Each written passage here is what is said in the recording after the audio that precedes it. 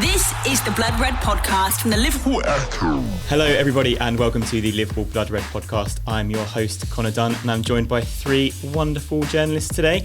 On my far right, sitting as far away from me as possible, is Ian Doyle. Ian, how are you? I'm okay, and I'm sat as far away from you as possible, and we both know why. Because I'm as chipper as ever? Indeed, yeah. Don't want it rubbing off on me. To the left of Ian is Joe Rimmer. Joe, how are you? I'm good, thanks. Yeah, sat too close to Doyle for my liking, but that'll do. I haven't got the coronavirus, you know what I mean? Things we have to live You've with. got the Doyle virus though, haven't you? Which is worse. You can't recover from that. No, exactly. We're all suffering. And to my right is Matt Addison. Matt, how are you? Very good, thank you. And yourself? I am very well, thank you very much for asking. Unlike the first two rouge gentlemen. Sorry, I'm just concerned with Doyle virus. I also know how you are because I asked you when I came in earlier, so. Fair enough. Anyway, Liverpool lost 3-0 to Watford on Saturday at Vicarage Road. Doyle, you were there. Firstly, what did you make of it? I thought Liverpool were terrible. I thought it was the worst they played in a very long time. I thought Watford played quite well. Watford had a good game plan, which basically involved pressing Liverpool high, running around, knocking them over and scoring some goals, which is normally quite good when you come up against a Liverpool team that looked leggy, looked as though... It's hard to really explain, for anybody who hasn't seen it, what happened, because the first half, Liverpool did okay. You know, Watford didn't really, had one chance just before half-time, but you'd hardly say that they were on top. But I think Liverpool have just found it a little bit, I wouldn't say easy in the first half. They were knocking it around, but they weren't really going anywhere, but they weren't under any threat.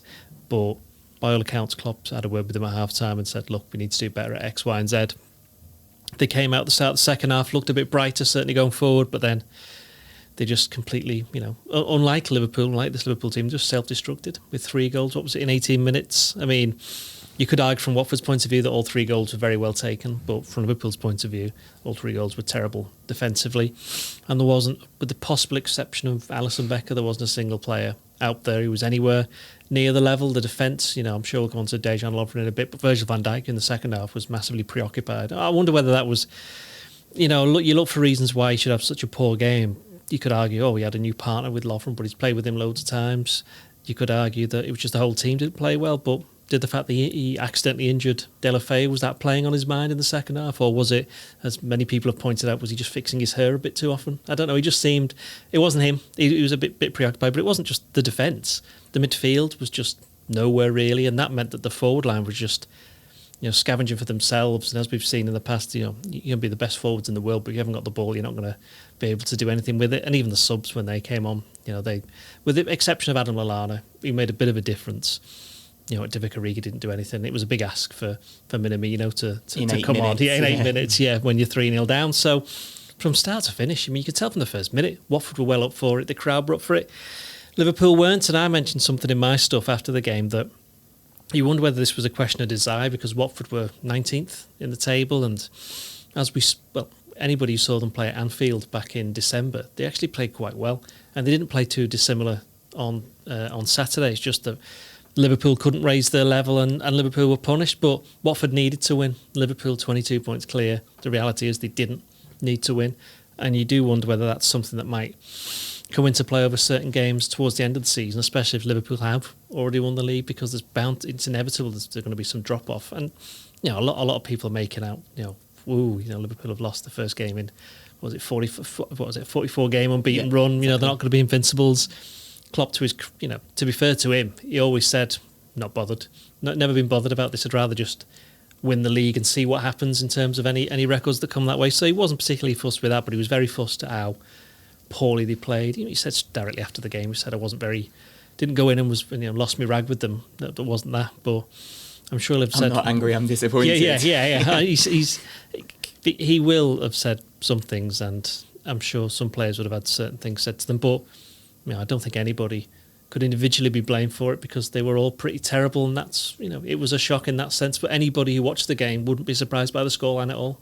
Yeah, fair enough. I mean, we'll drill down into the real details of the game and performances and everything else in a moment, Matt. But once the dust had settled and you kind of got over losing, and hear me out here, a little part of me was glad that they lost.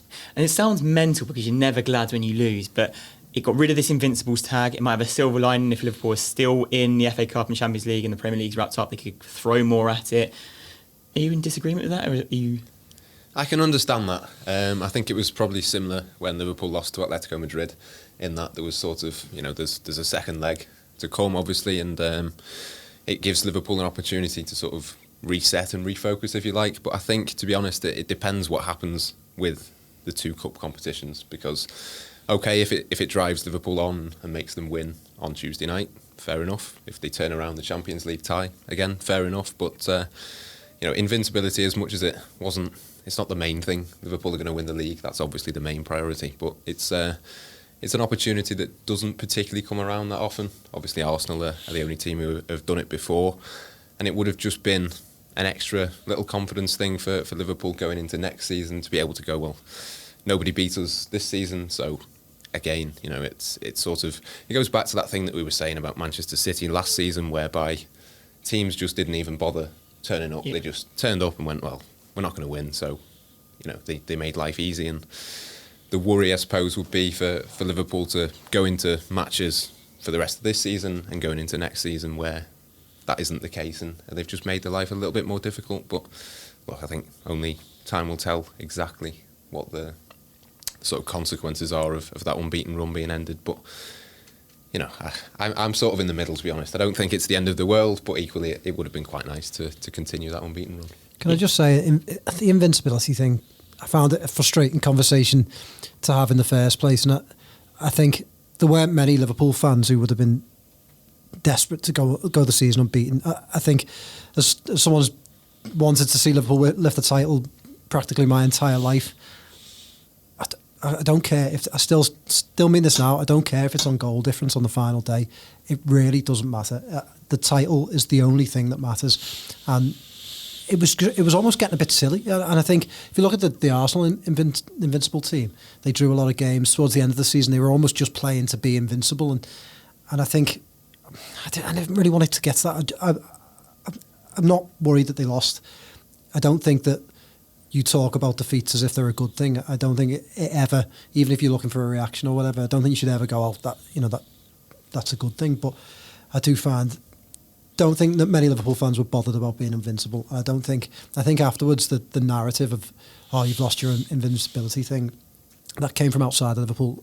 No one at Liverpool, at the club, Klopp, players, were talking about staying invincible. The fans weren't really thinking about being invincible. It's about the title, and as long as they get that wrapped up, I don't care if they have to wait till the last minute, the last game on the last day.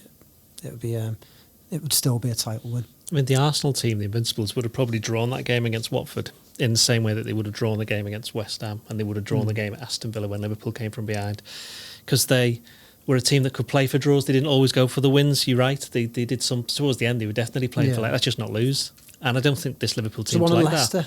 There was a game at Portsmouth. And there was a game at Portsmouth where they got a penalty last minute, I think, to get a point. I think. Is that the one Pires dived? Yeah, basically, yeah. But going back to something Matt said, I don't think Liverpool have ever had, this team has ever had that thing that City have got, where teams turn up and go, we've got no chance. I don't think that's happened with Liverpool. Liverpool don't play in the same way as City in that respect, because that's why they've got, as you pointed out the other week, that they've won so many of the games by one goal. They haven't actually battered that many teams, so that's why teams always felt they were in a game, and that's what probably made the fact that they won 26 of the first 27 so remarkable, is the fact that they were able to get through all of those. In the end, I'm sure they were mentally tired by the end. And I actually reckon there will be like a weight lifted. They'll go, oh, we've lost now. That's sound.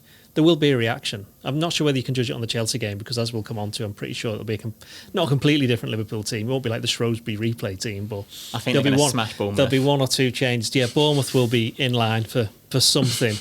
And I think, as Joe said, there's nothing, you can never take a positive from defeats, but every team loses. That's the whole point. And you do get stronger. It's how you react.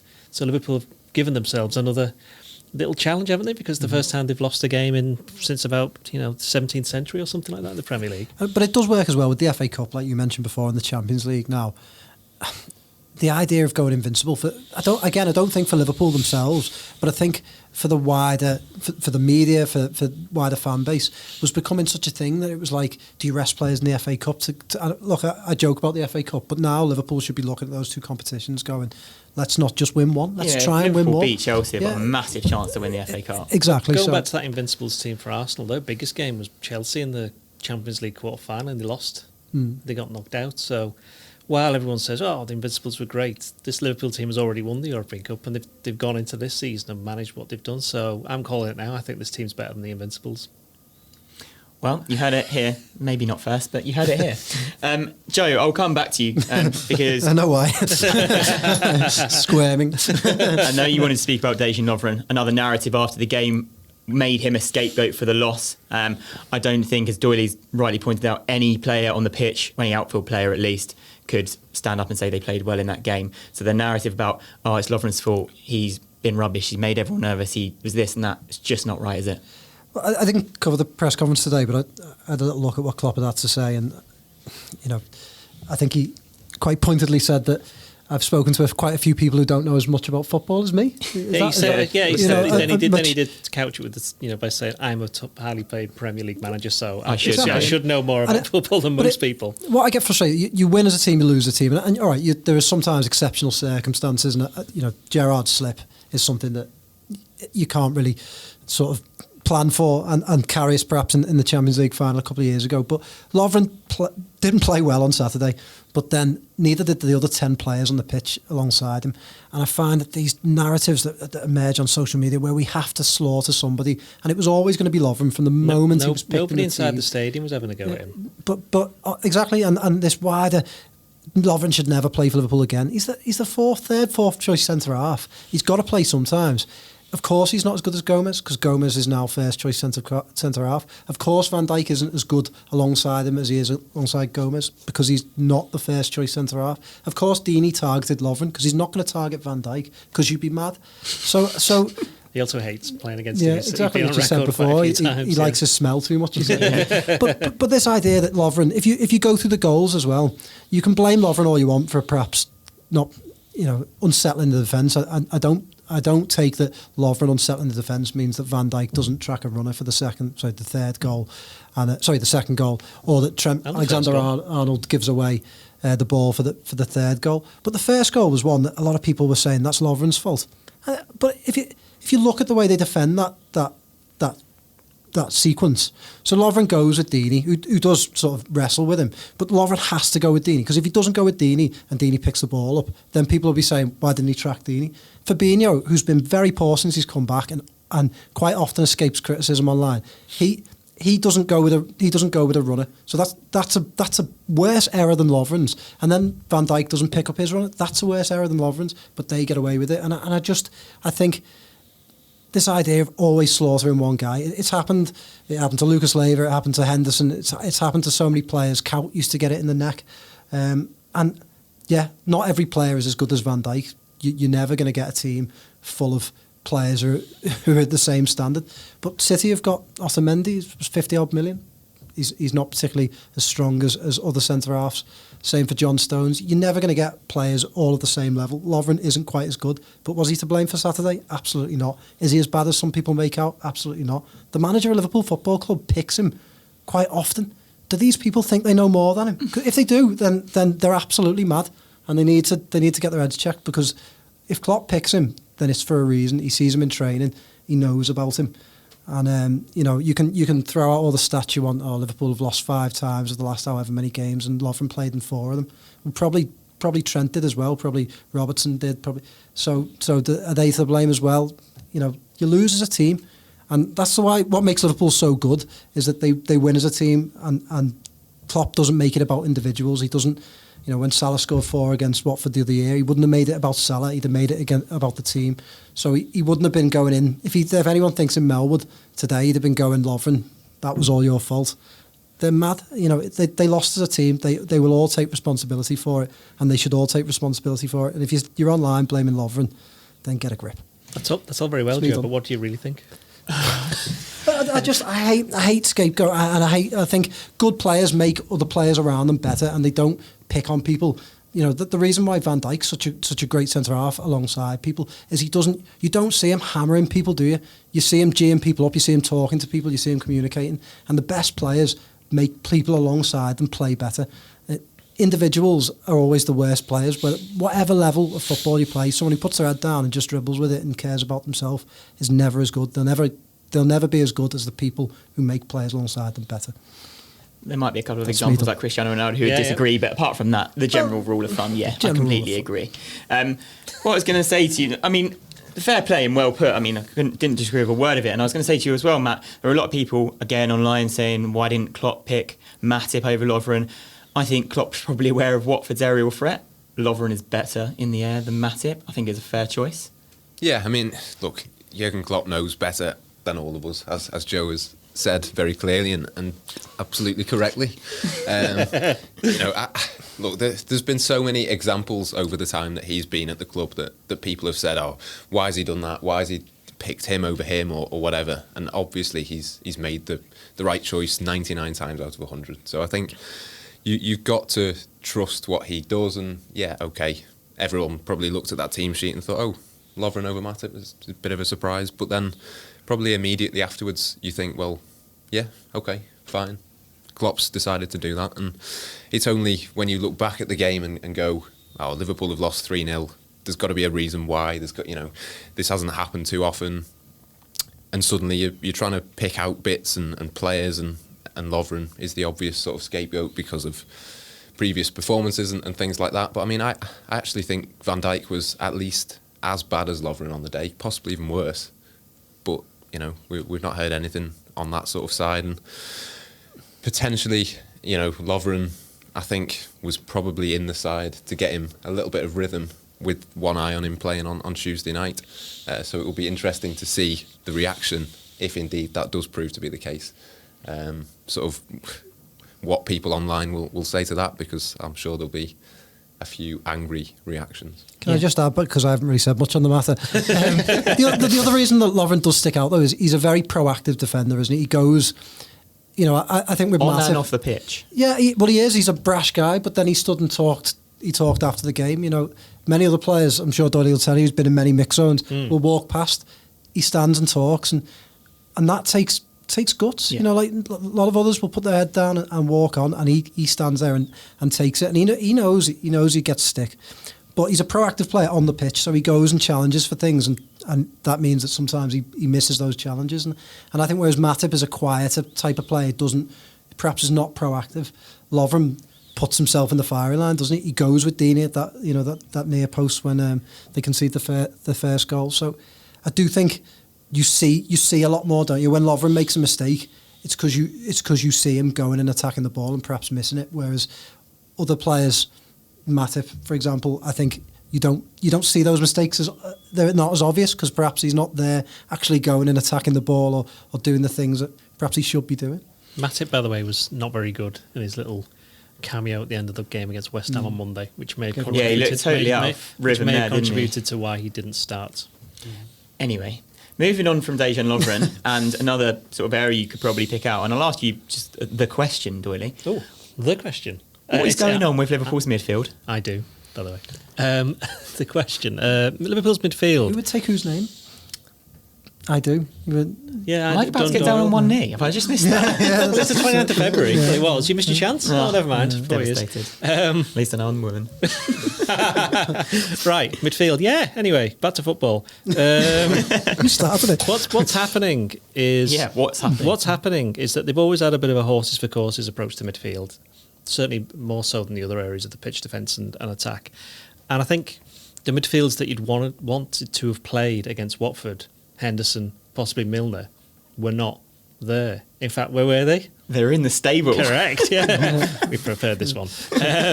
So you had a look. You had Oxlade-Chamberlain, who I thought was good in the first half, certainly compared to everybody else. And I know he was quite divisive on social media from when I mentioned he'd done quite well, and there was a lot of people who said he hadn't. But from watching it in the stadium, he was the one who was making the runs. A lot of the other players were static. Fabinho, I don't think he's been very poor since he came back, but he's not been anywhere near as good. He's not quite sharp, is he? No, he's not. That's why he gets beaten over those. And then Wijnaldum had one of those games which he hasn't had for ages, where he does a lot of running, does a lot of, he did a lot of defensive work in the first half, but then in the second half I can't even remember him touching the ball, even though he clearly did. But it shows you that he was ineffective going forward and didn't make much of a contribution defensively. So they missed Henderson, as I say.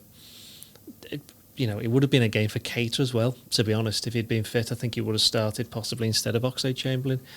I think...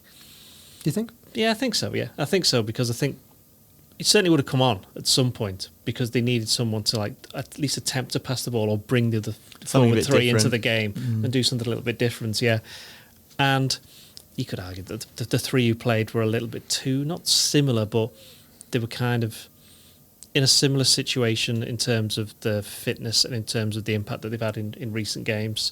I think certainly with Fabinho, he's missing Henderson. I think Van Allen to a lesser extent is, but then of course when all three of them played against Atletico Madrid, it didn't quite happen then. So it does underline that just because you've got very good midfielders, and Liverpool have got 5 or 6 very good ones, you can't just put any old three into the team and expect them to do it. It depends on who's in form, who's fit, and who they're playing against. Because Lallana comes on, and nobody would have said he could have started. He made a big difference in the second half. He brought a bit of energy. He had the shot that hit the post. At least he was looking to bring the front three into the game. I think Lallana will play against, I know we'll come up to the team a bit later on, I think Lallana will play against Chelsea. I think he might have a chance against Bournemouth as well, to be honest, because, you know, at the moment, if any of the midfielders who've started the last 3 games, you could count Kane to making it 4, none of them could argue if they don't start the next important game because they're not really in form. The other thing is with Fabinho is, should Wijnaldum play in his place for a little bit? I don't know. But then is Fabinho, is he somebody we've seen in the past? He needs games to get back. He needs games. Yeah. So he needs stronger midfielders around him or in form. It was just an off day all round. But when you look at the way the midfield struggled a little bit against West Ham as well, and they didn't do what they should have done against Atletico Madrid. That's 3 games in a row now, and you know, I wouldn't say it's a concern, but it is something that Klopp will be looking at, and whether or not he just needs to mix it up a little bit. As I say, Lallana could be somebody, and then you got, you know, the likes of Curtis Jones could play against Chelsea. You know, Minamino, could he go in there? So there's options. It's whether they take the risk on them. Yeah, certainly. You think as well, Jay, you've got Keita missing, you've got Shaqiri missing, you've got Henderson missing, you've got Milner missing. All of those players could have realistically done something in that game against Watford. So would you necessarily say there's even anything to be concerned about? I think there's things to be concerned about in terms of form. You know, like Fabinho, I think, does need games, and he is the type of player that he seems to come back and he needs a couple of games to get him going. So I think there are concerns. But, you know, I think, again, some people would have you believe that Liverpool haven't had many injuries this season, but you just named 4 players who really would have come in handy in the midfield, in the last in the same area. Throwing Gomez. Did you say Shaqiri as well? Because I know he's been out all season, but that's, you know, Saturday was a game where he'd have absolutely in that area alone. There's 4 players. Yeah. So someone like Minamino's coming in January, and you know, I think he's gotten thrown on in a game there. It's tough for him, isn't it? And perhaps he would have had a bit more time to bed in, and someone like Shaqiri could have come on. You know, that to not have Milner, to not have those players available, it's going to hit you. It's going to hit you hard. And you know, Liverpool have done so well to get through so many games that they've gotten through without losing. So yeah, I mean, tomorrow night we're going to talk about team selection. I know a couple of players will be back, but again, people like Shaqiri, Keita, it's a blow not having them available. So yeah, I think that's been overlooked. But I do think there are issues there. I think there's a bit of people aren't quite in form. You know, Oxlade-Chamberlain is a little bit inconsistent, scores goals here and there, but you want to see him put a few performances together where he nails down a place. And both him and Keita have been guilty of that, probably not putting down a few performances where they nail down a place. Wijnaldum's played well this season, but last couple of games has struggled, and Fabinho we've discussed. So there are issues, but I don't think they're big issues. Yeah, certainly. I mean, well, we'll move on a little bit from the Watford game now. We've got a fair bit to get through, and obviously that's a defeat we can put in the bin and move on swiftly. A bit of news coming out of Liverpool Football Club today, Matt. I know you've covered the academy extensively. Neil Critchley has left his post as the under-23s manager and has gone to join Blackpool. He certainly has. A huge move for him, and I think the football club as well. Obviously, we've seen the likes of Steven Gerrard work with the academy sides and then move up into first teams, obviously with Rangers. And yeah, it came out of the blue, didn't it? But it was you know, a bit of a shock. But I know Blackpool have looked at a couple of different coaches. I think Carl Robinson was one of those that they looked at, and obviously they've ended up with Critchley. And yeah, it's going to be fascinating to see how he gets on, who Liverpool sort of replace him with, whether Barry Lutus moves up and goes to the 23s and there's a new under-18s boss, or sort of, you know, how they go about that. But Yeah, Critchley's first game is going to be a derby against Fleetwood. Joey Barton's Fleetwood, so it's certainly one to keep an eye on next weekend. But yeah, it's just going to be so interesting to see how he adapts. Of course, he's never managed at first team level before. He's done a superb job since 2013 at Liverpool, but yeah, a big challenge lies ahead, and I wonder if next season there might be 1 or 2 Liverpool players out on loan at Blackpool. Yeah, certainly. I think Academy Director Alex Inglethorpe summed it up quite nicely, and he said it was a bittersweet day for Liverpool. They were obviously, gutted to lose an elite coach who I think was hand-picked by the FA to take UEFA's new coaching licence, one of only 12 other managers, which is obviously amazing. But then they were also really excited for him, and it just proves how well Liverpool were doing. The fact that League One clubs, mid-table League One clubs, big clubs as well, were looking at bringing in their academy staff to first-team posts. Yeah, I'm gutted. Critch is great. I really love him. Yeah, he's one of the nicest men. I've never seen you smile like this ever. Genuinely one of the nicest men. Met in 1 year of covering football, obviously, because I've only just started in this job. 20 odd years at doing it. Genuinely, and he's given Anfield one of its best nights of the entire season with the game against Shrewsbury, which was just. It was great. It was also hilarious. Let's be honest. That the kids were out there and won that game, and you saw his celebrations afterwards where he was giving it loads to the crowd. He was absolutely loving it. And obviously, he wouldn't have known then what was going to be happening in a few weeks. But he's somebody who has been a manager somewhere. Has had a very limited. I think he only played a few games for Crewe before he got injured and moved into coaching. So it was made up for him. It's a good move for him. To be fair, Blackpool are a decent sized club, and I know they've been a bit of a basket case of a club in recent years, but I think they've settled down a little bit, and I reckon he'll do well, and he's got the rest of this season to bed in, hasn't he, because they're not going to get relegated, they're not getting promoted, they're in that kind of middle region. But for Liverpool, it's a massive blow. He's somebody who you speak to any of the youngsters, any of the academy players, you only have to look on Twitter now, that they're all lining up to say, oh, what a great bloke, you've really helped me in my career, this, that and the other. And when they beat Shrewsbury, actually, Pedro Chirivella stopped and Curtis Jones stopped, and Pedro made a point of actually saying, we were absolutely made up for Critch, because the players mobbed him as well, didn't they, at the final whistle. So, he was. That shows you how popular he is. That's unusual in football for somebody to be so universally liked and respected at the same time.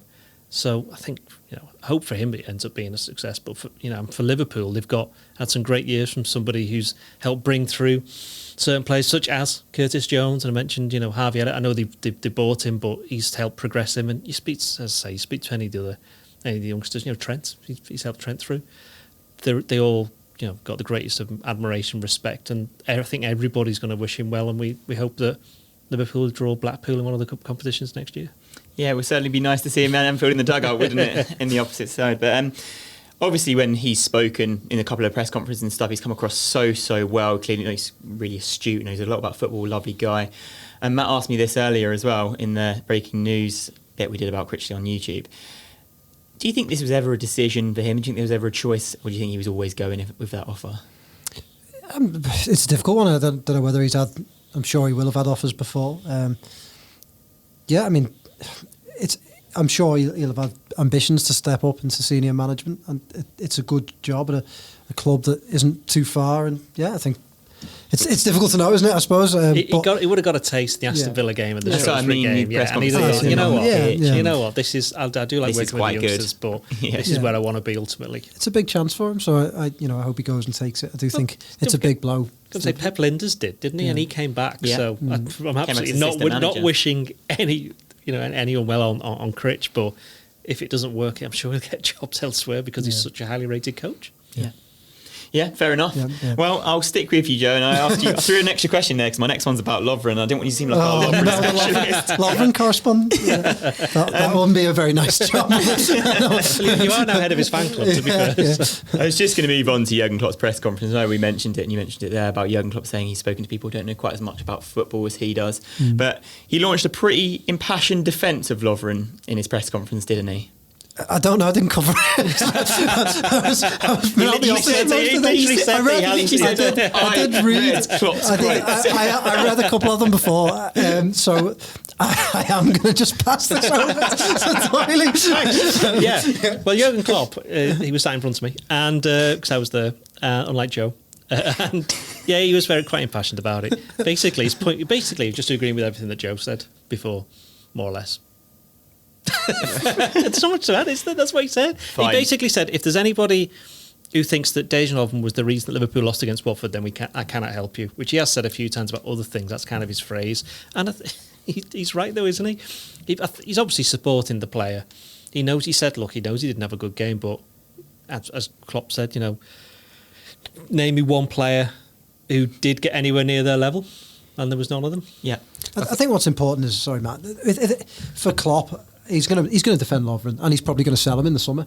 But He nearly sold him last summer. But you don't go out, do you, without spending a fair bit of money and get a defender of Lovren's, and people might laugh and say that there's better players out there, but they don't watch every other club every week, do they? So you don't go out and get players of Lovren's quality and experience for cheap. So Liverpool will have to probably gamble on an older player who's perhaps they can try and get for cheaper at the end of their career, or they get a younger player and hope that they sort of push on. But it's hard for a younger player to then come in games and with inexperience. So I think Lovren will go in the summer, and I think that this will be he's winding down his Liverpool career. But I think people will be surprised that like when Lucas left, and he was at times much derided by the fan base at times, but when he left, we've gone and see he's a good player. He's been good for Lazio, and they've missed him at times. They would have missed his experience. So it is what it is. Yeah, I thought it was interesting actually when Klopp was asked about him. I'm not 100% sure on this, but I'm sure you'll tell us, Ian. I don't think he was asked specifically about Lovren. No, he wasn't. But the question was more general. But the question was aimed at Lovren without mentioning him by name, and Klopp obviously said, "Look, I know exactly what you're getting at here," kind of thing. So he's not stupid, because obviously the journalist in question, Carl Markham from the Press Association, he didn't want to single out Lovren, but Klopp knew quite well where he was coming from and basically said, "Look, Lovren's he's not to blame for it." And fair enough, I agree with what Joe said. He's not going to be there next season. But Dejan Lovren's played in the Europa League final, a Champions League final, a World Cup final, FA Cup semi-final. Admittedly, not a very good shot, and he's going to end up winning a Champions League winners' medal and a Super Cup medal. And was he fit for the Super Cup game? Because he wasn't there for the Club World Cup game. I can't remember. And he's going to win a Premier League medal. At minimum. Exactly. And that's somebody who's lasted 6 years at Liverpool under two different managers. One of them who played him for 8 or 9 games early this season in the league, and they won every single game. One guy said that I'm only sticking up for him to get interviews, but I can guarantee you, Lovren, I will not be getting any interviews with Dejan Lovren. He won't have heard this. He won't have read what I've said. So, yeah, no interviews. We'll try and make sure that he knows what you think, though. Yeah. Thanks. Yeah. No problem. Well, anyway, enough from the Dejan Lovren fan club, and I shall move on, because Klopp also confirmed that Milner and Gomez would be fit to face Chelsea. Matt, how good is it to get both of those back in for this game? Yeah, of course, as we said, particularly in midfield, I think James Milner's experience is going to be massive, and I wouldn't be surprised actually to see him at left back to give Andy Robertson a rest, depending on how many changes, and I know we're going to come to the team later, but yeah, just to get his experience. And I think Liverpool did miss Jordan Henderson over the weekend, but certainly they missed James Milner as well, so just that little bit of extra experience, rhythm. He's just one of those players that he can play anywhere, he can do anything, and that can only be a good thing for Liverpool's squad depth going forward. Yeah, certainly. There was a little bit of a team news hint from the press conference, wasn't there, Doyle? Yeah, Harvey Elliott's not playing. Yeah. He's gone because there is a big... it's a big week for the academy, because not only is Critch gone, they're now... The under-19s are playing in the UEFA Youth League tomorrow in Lisbon against Benfica. I think I'd sooner be in Benfica than Stamford Bridge. No matter how good the food is at Stamford Bridge, it's probably going to be a lot warmer in Lisbon. Anyway, Harvey Elliott's gone. He's one of several players who've gone over there. There's some who've stayed back, like Curtis Jones and Nikko Williams, who are going to be presumably involved in some way against Chelsea. But yeah, it was interesting. Klopp did say that Harvey Elliot had got an injury, picked up an injury in training on Friday, so they had to make an early decision on him. So I think they probably prepared for the Chelsea game with him not playing, and then when he's found out that he's okay, they've gone, right, will you go with the youngsters out to Portugal? I mean, for him, a bit of an odd one, really, isn't it? Because he's started and played every minute of the previous 3 FA Cup games, and you've seen what he's like. Even at 16 years of age, he's proper into it, and he's fully committed as anybody would, and he doesn't look out of place in a team like that. But got to bear in mind, he's not 17 till April. He's got a lot of learning to do. There's no point rushing him. I'm sure we'll see him in the Premier League by the end of the season, but it's great experience in Europe to be playing, going to these places and playing against teams from different countries. So for him, and if Curtis Jones, as we know, he's not going to be over there, Harvey Elliott's going to be the big draw, and he'll also be the main man for the team. So it'll be interesting to see how he steps up in that regard. Yeah, certainly. I think it's interesting. Obviously, as you say there, he's got 3 years till he would be Curtis Jones's age, which is absolutely wild. But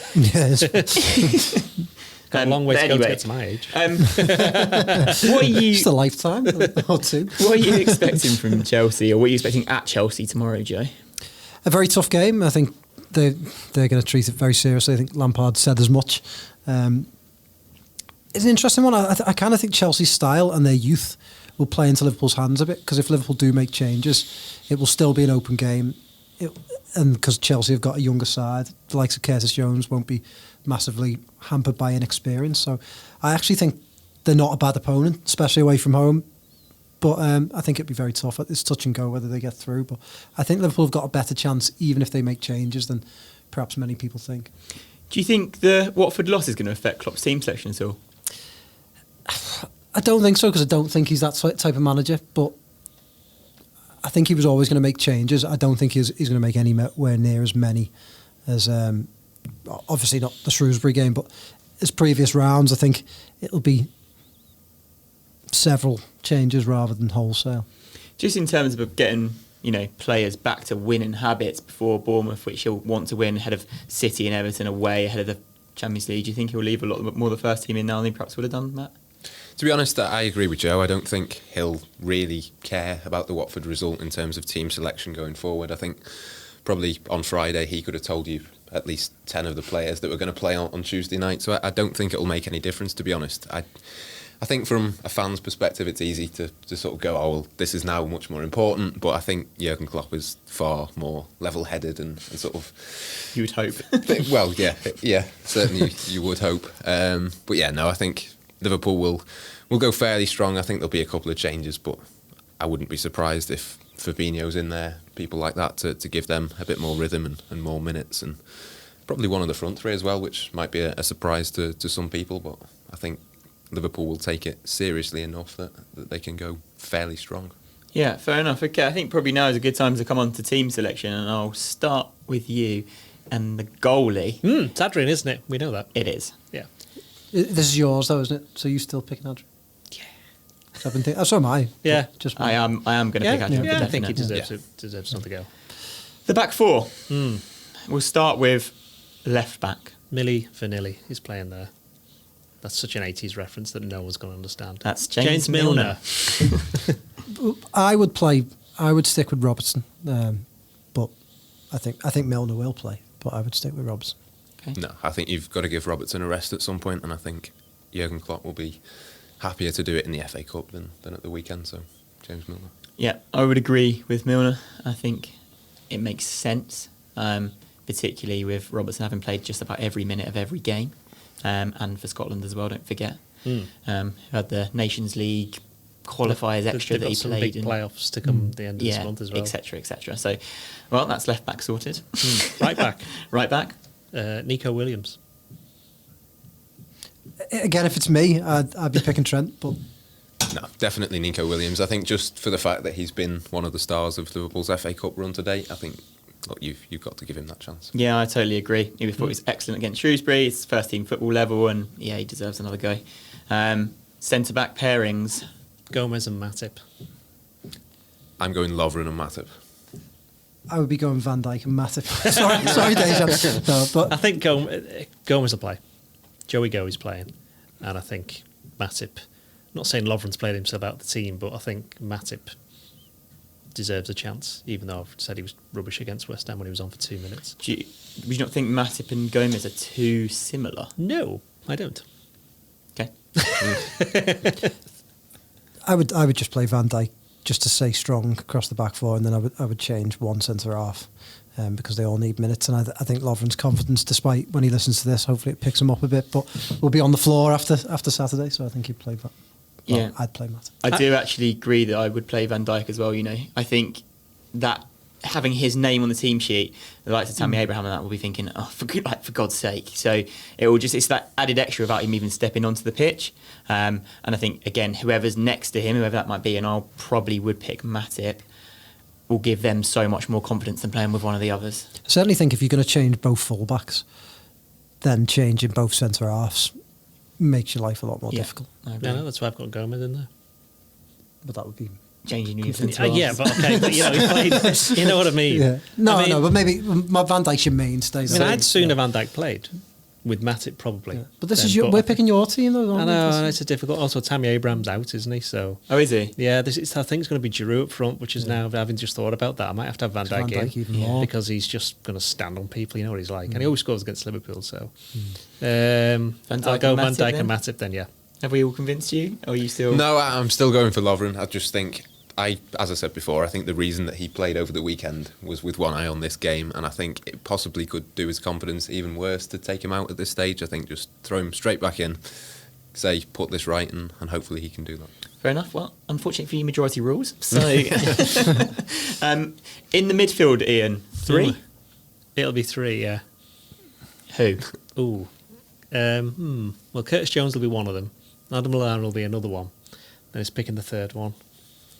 Probably have to say Fabulosinho. I think he's got to play just to get the minutes back in. And to be fair, it's quite a strong midfield. I'll be happy with that. I can't see. I think Chirivella will be on the bench. Can't really see him starting at Chelsea. If it had been at home, I thought he might have done. But it's in some ways it was the worst possible draw Liverpool could have got. Like a tough team away from home who aren't gonna. They will make changes, but the reality is you could probably, because they've got so many players out Chelsea, you could probably guess their team. You know, because they're going to play Willian and they'll play Pedro and they'll play Giroud. You know, that's not a bad front three.